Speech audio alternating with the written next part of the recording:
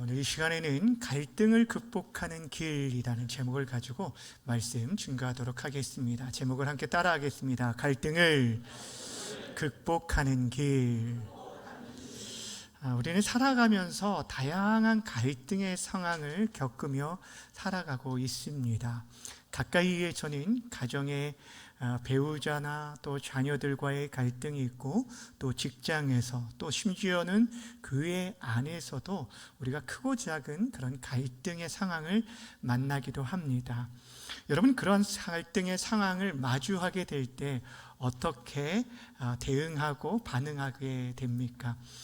심리학에서는 이 갈등을 대처하는 유형에 따라서 크게 5가지로 분류하고 있는데, 경쟁형이 있고, 또 회피형, 수용형, 타협형, 협력형, 이렇게 5가지를 크게 얘기합니다.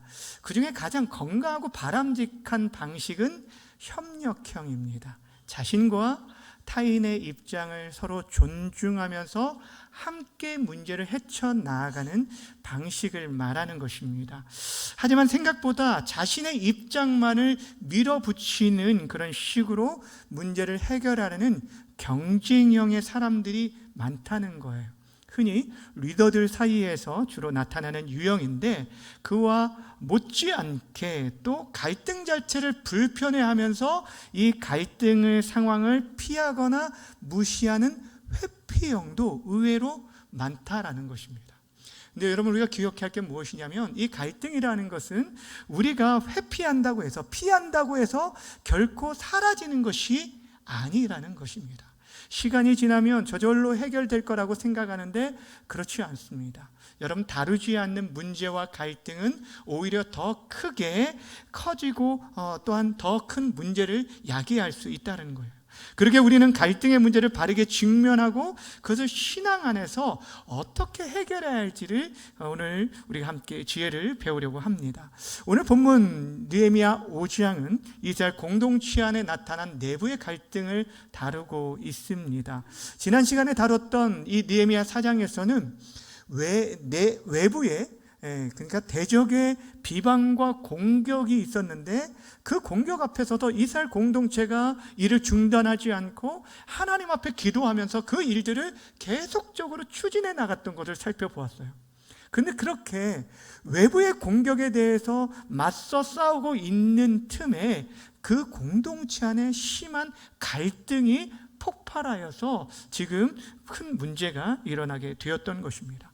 오늘 본문의 말씀을 통해서 이스라엘 공동체 안에 나타났던 이 내부의 갈등을 저들이 어떻게 극복해 나갔는지를 함께 살펴보면서 우리 안에 크고 작은 문제들을 어떻게 해결해야 할지 교훈을 얻는 귀한 시간이 되어지길 바랍니다.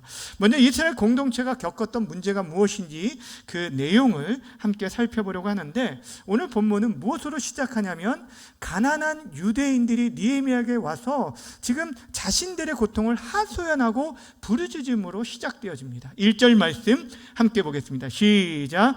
그때의 백성들이 그들의 아내와 함께 크게 부르짖어 그들의 형제인 유다 사람들을 원망하는데, 아멘. 여기서 그때라는 것은 저들이 모두가 대적의 비방과 위협 앞에서 그것을 막아서기 위해서 밤낮으로 하나 되어서 일을 하고 있었던 때를 말하는 거예요. 그런데 그때에 백성들 사이에 큰 문제가 발생하여 원망이 터져 나오게 된 것입니다. 그 내용이 2절부터 5절까지 기록되어 있는데, 그 내용이 얼마나 심각했는지, 극심한 그런 흉년으로 인해서 먹을 양식이 부족하게 되었습니다. 사람들이 살기 위해서 그 양식을 빌리게 되었는데 도저히 갚을 능력이 없게 되어진 거예요. 그래서 어떻게 할 수밖에 없어서 자신들의 자녀를 종으로 팔게 되어지고, 또 세금을 내야 하기 때문에 밭과 집을 저당을 잡히고 팔게 되는 경우까지 이르게 되었다는 거예요. 여러분, 생각해 보세요. 한순간에 자신의 사랑하는 자녀를 종으로 팔리게 되어지고, 또 자신의 터전을 잃게 되어지는 아주 절망적인 상황을 만나게 되었어요.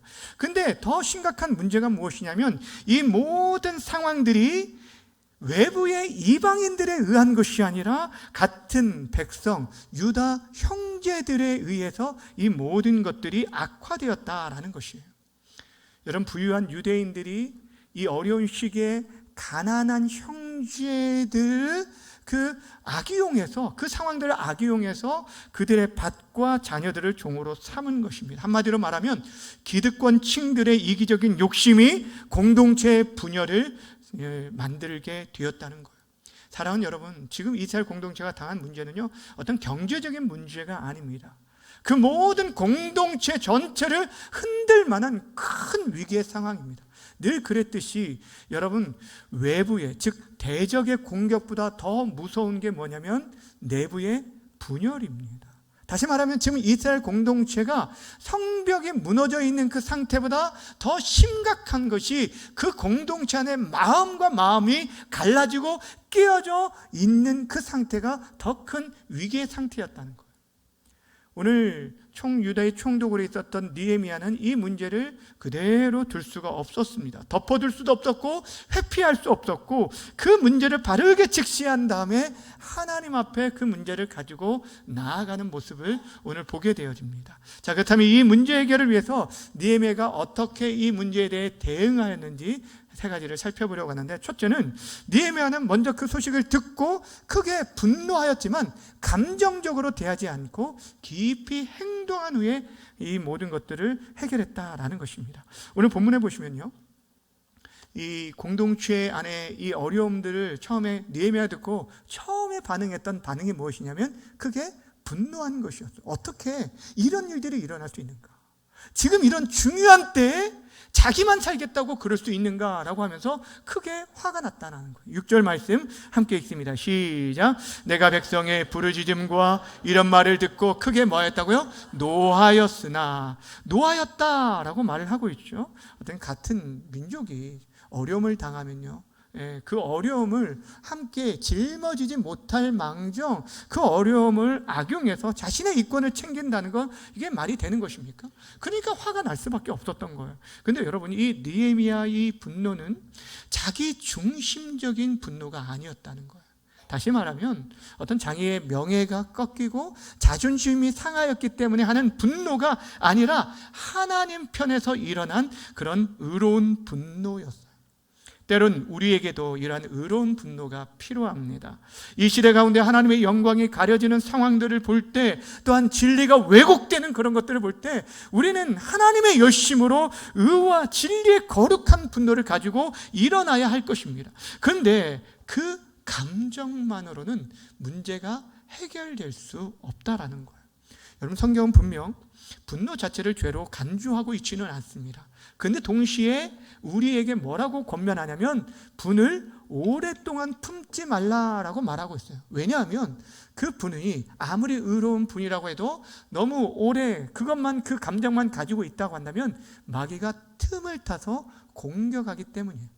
다시 말씀드리면 여러분, 이 의로운 분노라도 그 분노의 감정을 잘 통제하고 잘 활용하는 것이 너무너무 중요한 것입니다. 통제되지 않는 분노는 오히려 증오와 복수의 감정으로 이어지기 때문에 문제를 그르칠 수 있다는 거예요. 오늘 느헤미야 태도를 한번 보십시오. 그는 크게 분노했지만 그 감정으로, 그 노한 그 감정으로 사람을 대하지 않았습니다. 오히려 깊이 생각했다라고 말하고 있습니다. 7절 말씀 함께 읽겠습니다. 시작. 깊이 생각하고 귀족들과 민장들을 꾸짖어 그들에게 이르기를 너희가 각기 형제에게 높은 이자를 취하는도다 하고. 아멘. 그 격분한 감정으로 사람을 대하지 않고 그 문제에 대해서 먼저 깊이 생각을 했어요. 여러분, 무엇을 생각했을까요? 느헤미야가 지금 페르시아에서 유다 총독으로 온 지 얼마 되지 않기 때문에 그의 지지 세력이 굉장히 약했습니다. 그러다 보니 자신이 앞으로 계속적으로 사역을 하기 위해서 어떻게 하면 내가 이 자리를 지킬 수 있을까를 여러분 생각했을까요? 어떻게 해야 사람들의 인정을 더욱더 내가 받을 수 있을까? 이것을 고민했을까요? 저는 그렇지 않았다고 생각합니다. 그는 무엇이 하나님 보시기에 옳은가를 깊이 생각하고 또 생각하며 하나님의 뜻을 구하였다라는 거예요. 그리고 이 갈등의 문제를 일으킨 장본인들인 귀족과 민장들을 꾸짖는 단호한 태도를 보였습니다. 여러분, 당시 기득권층인 이 귀족들을 꾸짖는다는 건 결코 쉬운 일이 아닙니다. 상당한 용기가 필요한 일인데, 그런데도 불구하고 죄를 죄라고 지적할 수 있는 용기가 우리에게도 필요한 것이에요. 중요한 것은 느헤미야가 저들의 책망하되 인간적인 분노와 감정을 앞세우기보다는 깊이 생각한 후에 하나님의 말씀의 기준을 쫓아 저들을 책망하는 것입니다. 사랑하는 여러분, 일이 급하면 급할수록, 또 감정이 격해지면 격해질수록 우리가 주의할 게 참 많이 있어요. 우리 말을 주의해야 돼요. 그러기에 우리가 더욱 기도하며 정말 하나님 앞에서 생각하고 우리가 말하고 행동해야 한다라는 것입니다. 특별히 우리의 가정 속에서 우리의 자녀들을 대할 때도, 또 우리의 남편과 아내를 대할 때 가까이 있는 사람, 우리 지난번에도 말했죠. 정말 우리들이 제일 말을 아껴야 할 사람이 누구라고요? 가장 가까이 있는 우리의 가족들입니다.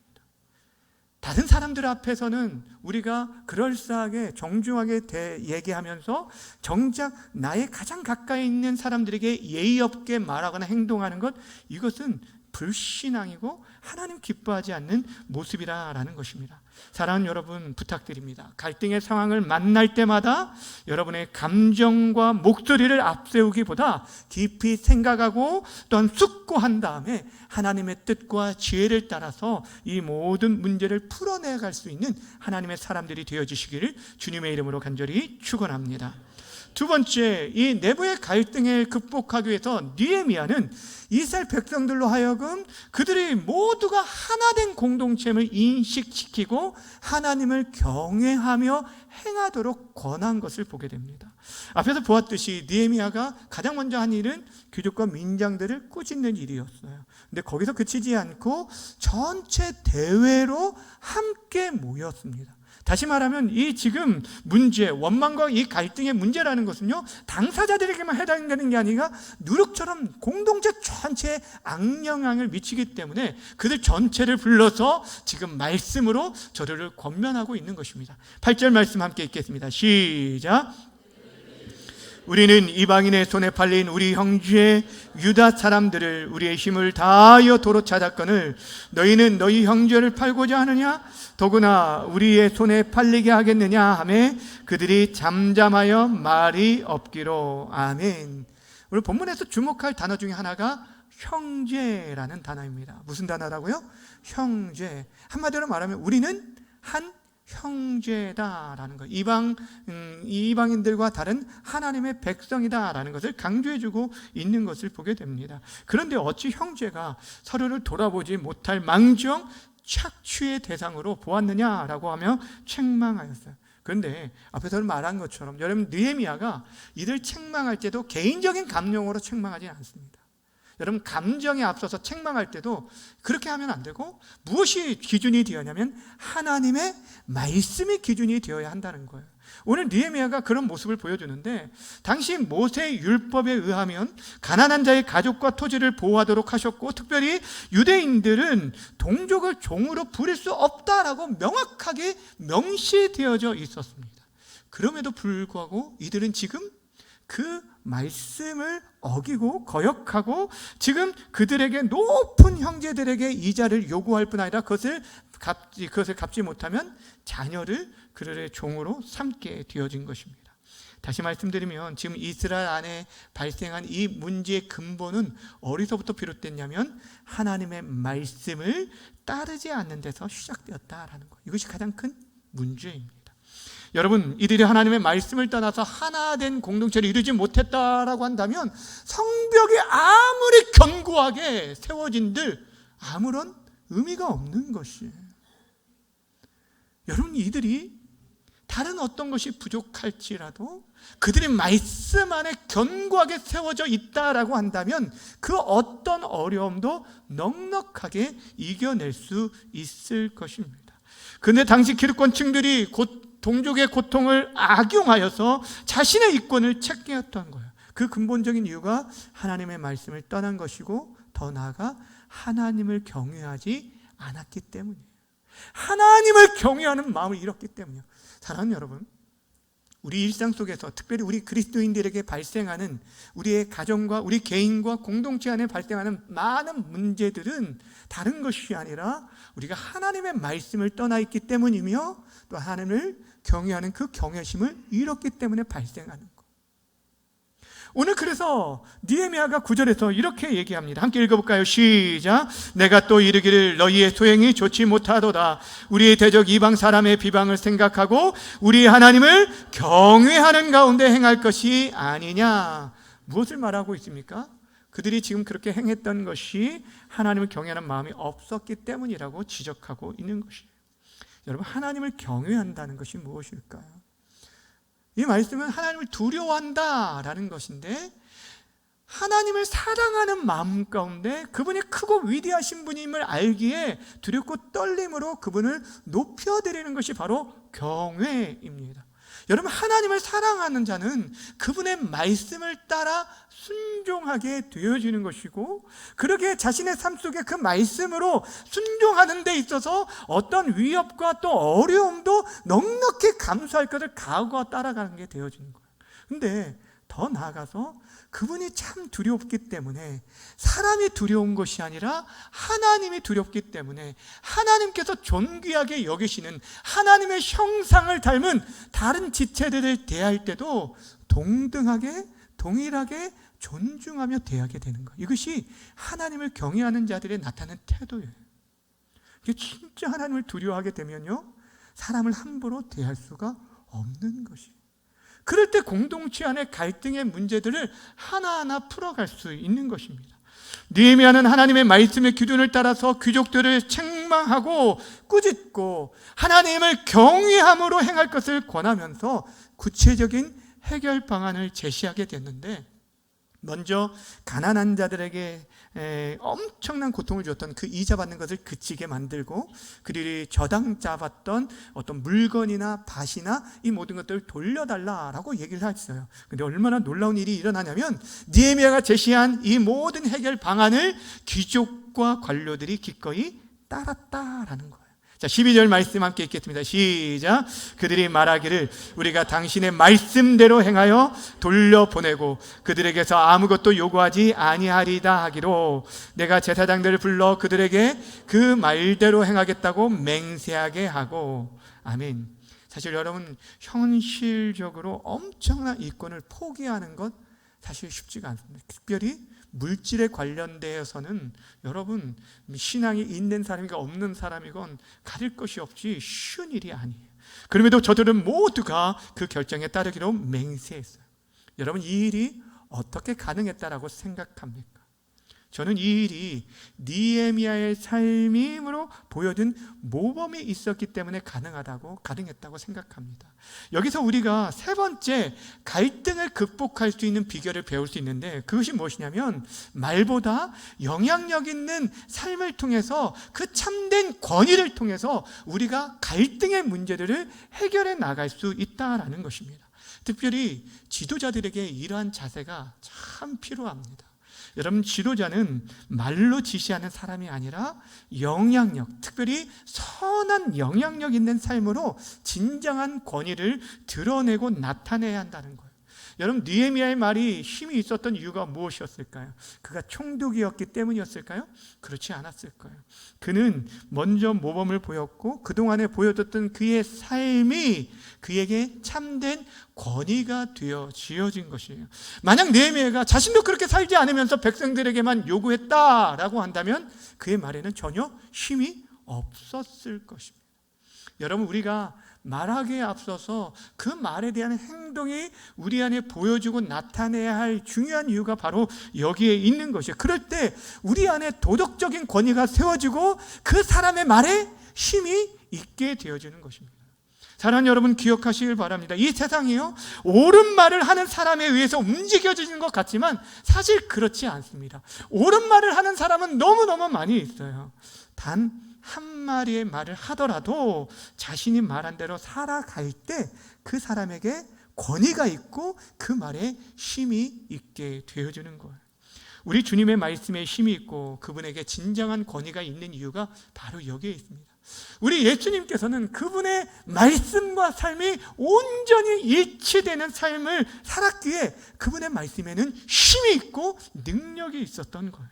예수님이 이 땅에 오시면서 자신이 이 땅에 오신 이유에 대해서 설명하면서 이런 말씀이었어요. 내가 온 것은 섬김을 받으려 함이 아니라 도리어 섬기러 왔다라고 말씀하셨어요.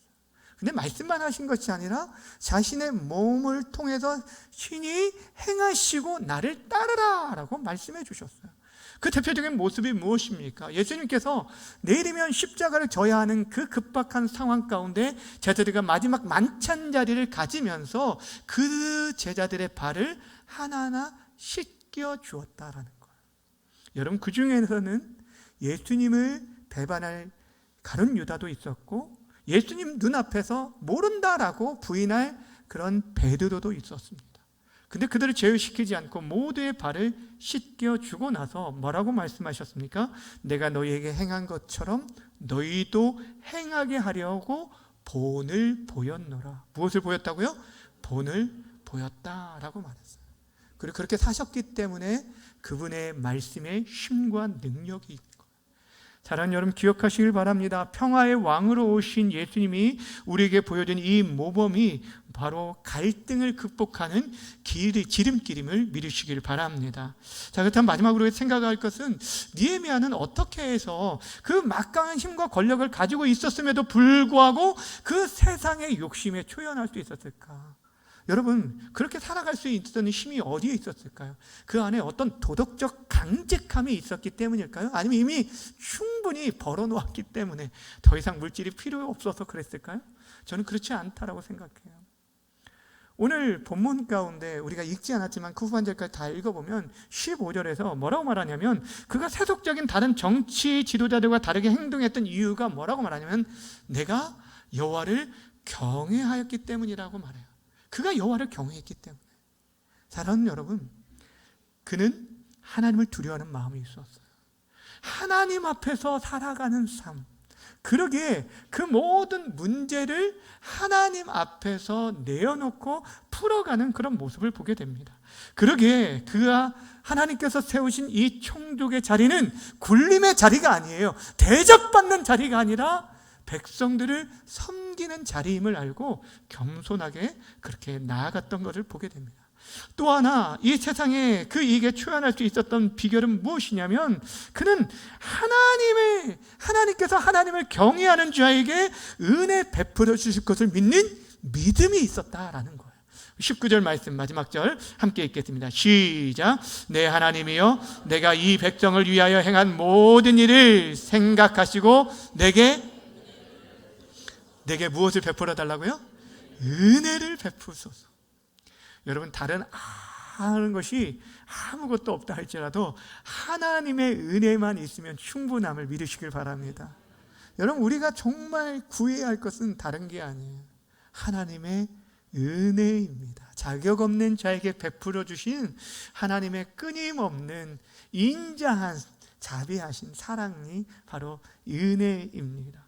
여러분, 하나님의 은혜는 마르지 않는 샘물과 같아요. 그 은혜가 부어질 때 우리는 모든 상황과 문제를 넉넉히 이길 힘을 얻게 되어지는 것입니다.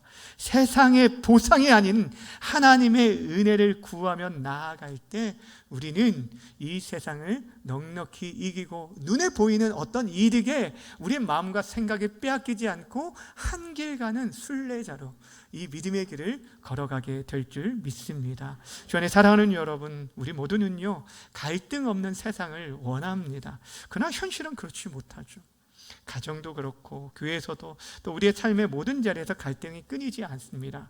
중요한 것은 갈등이 생기느냐 아니냐가 아니라 그 갈등을 어떻게 해결할 것인가, 이것이 중요한 것이죠. 오늘 느헤미야가 우리에게 보였던 모습을 다시 한번 기억하시며 우리의 교훈으로 삼았으면 좋겠습니다. 갈등을 회피하지 마시고 그것을 직시하시되 대면하시길 바랍니다. 그리고 이 갈등을 여러분 감정으로 대하기보다는 여러분 깊이 생각하시되 하나님의 뜻을 구하시기를 바랍니다. 우리 모두가 하나 된 공동체예요. 그리스도 안에서 하나임을 잃어버린 순간 여러분 다른 모든 것이 갖추어져도 아무것도 아닙니다. 무엇보다 우리 안에 하나님을 경외함으로 이 모든 일들을 감당하고 더 나아가 그 모든 일에 앞서서 말보다 행동을 통해서 진정한 권위를 나타내는 하나님의 사람들이 되게 되어서 여러분들이 거하는 곳마다 갈등과 아픔과 분쟁 가운데 있어도 여러분이 들어가기만 하면 그곳에 갈등이 평화로 바뀌고 참된 회복의 역사가 나타나는 귀한 은혜가 이 자리에 있는 저와 여러분을 통해 임하게 되기를 주님의 이름으로 간절히 축원합니다.